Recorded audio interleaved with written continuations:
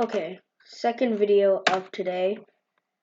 Today I'm just gonna upload a couple of videos.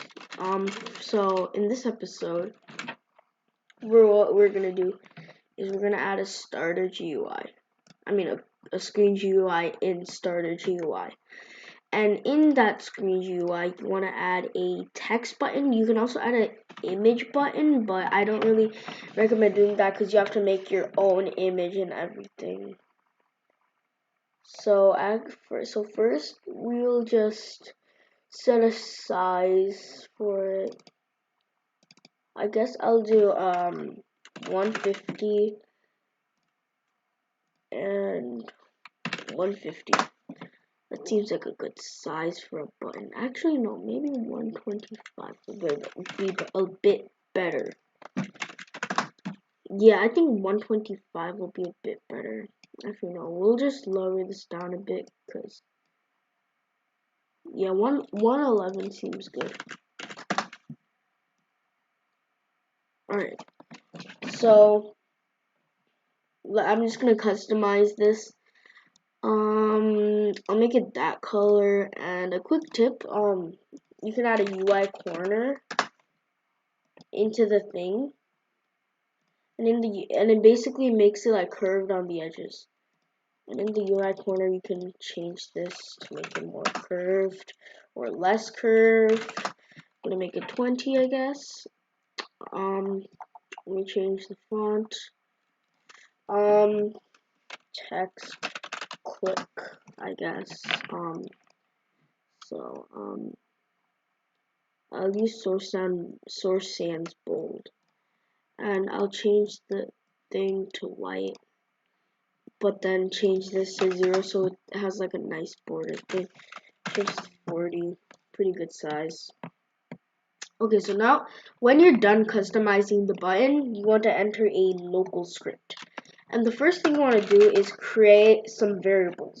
So local player is game.Players.LocalPlayer. So this is basically talking about the player, like the players, and like never mind. I don't know how to explain it, but so it's talking about the player that is like it's talking about the player, like me, like if I click this button, it would be talking about me because I'm the player.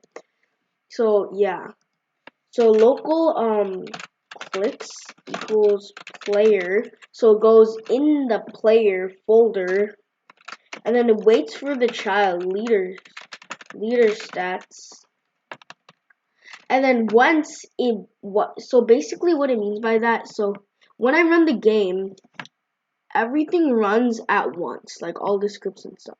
So if we run this script without waiting for the leaderstats folder, there will be an error, which won't be good. So you want to go into the player folder, and then you want to wait for the leaderstats folder inside the player, and then you want to wait for the clicks inside of that, and then once that's ready, it talks about the clicks. And you want to do the same thing for rebirths, which would be player, WaitForChild, leaderstats, WaitForChild, clicks. I mean, not clicks, rebirths.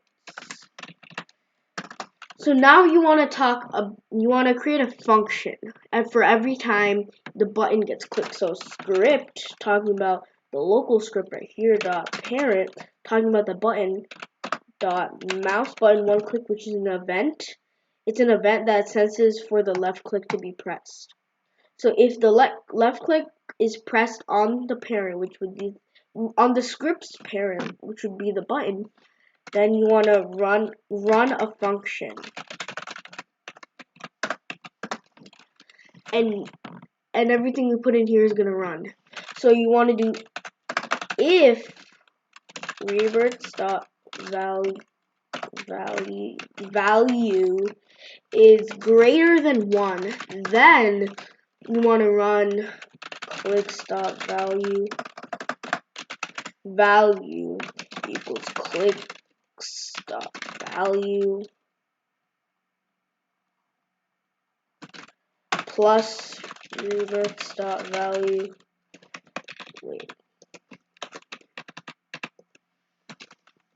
times 2, I guess. And then if rebirths.Value is less than 2, then you want to run it normally.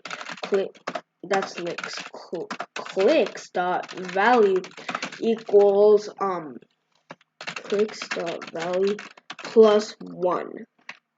So now we're gonna open the output to make sure nothing goes wrong. Like everything runs perfectly. Alright, there's no errors yet. And yeah, there's no errors, and there we go. So now we can go into the players folder and then go into leaderstats. Wait, what? Oh yeah, go into data. Let's make it that. And then if we click, we get a lot more clicks. So we get yeah. There we go. Alright. So that is it for today's episode. Hope you guys enjoyed it. I'll see you all in the next episode. Peace out.